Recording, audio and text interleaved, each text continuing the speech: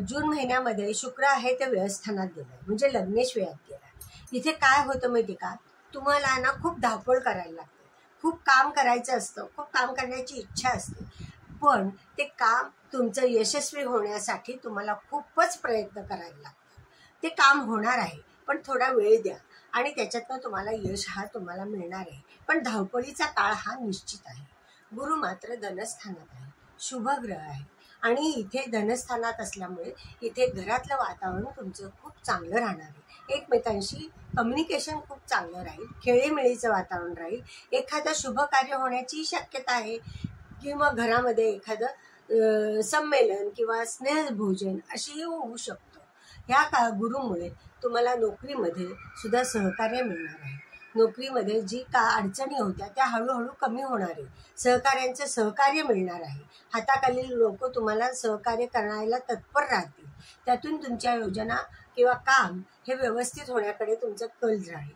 काम व्यवस्थित झालं, नीटनेटकं झालं, निश्चितच वरिष्ठ तुमच्यावर खुश होणार आहे आणि तुमचं काम व्यवस्थित झालं तर वरिष्ठांची मर्जी आपोआप राहणार आहे आणि त्यातूनच तुम्हाला उत्पन्न हे वाढू शकतं। व्यापार व्यवसायिकांचंही तसंच आहे। व्यापार व्यवसायिकांना सुद्धा नोकरांचं किंवा इतरकडनं तुम्हाला सहाय्य भरपूर मिळेल, काम करण्याची कपॅसिटी वाढेल आणि त्यातून उत्पन्न वाढणारच आहे। कारण जेव्हा तुमचं काम नीट होतं त्यातून तुम्हाला आर्थिक लाभ हे होणारच आहे। जेव्हा तुमचं यशस्वी काम होतं त्याच्यातनं तुम्हाला फायदे हे मिळतच राहतात।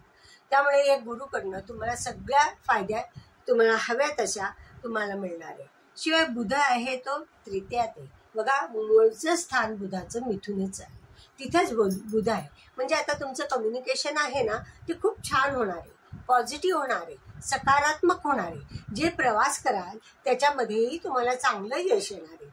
ज्या योजना तुम्ही आखणार आहात किंवा तुमचे ज्या कारणासाठी तुमचे प्रवास होणार आहेत, नोकरी, व्यवसाय किंवा कुठल्याही कारणासाठी ज्या उद्देशाने तुम्ही प्रवास करणार आहेत त्याच्यामध्ये सफलता तुम्हाला प्राप्त होणार आहे।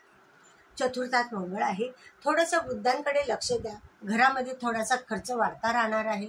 ज्येष्ठांच्या आजारपणासाठी तुम्हाला घरात जास्त लक्ष द्यावं लागणार आहे। कार्यक्षेत्रामध्ये धावपळ असणार आहे, खूप काम असणार आहे, त्यामुळे काय होतं ताणही आहे।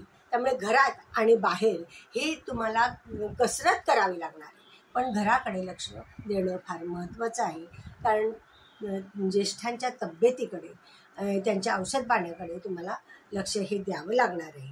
तर यासाठी तुम्हाला तिथे जास्त लक्ष द्या असं सांगणं आहे।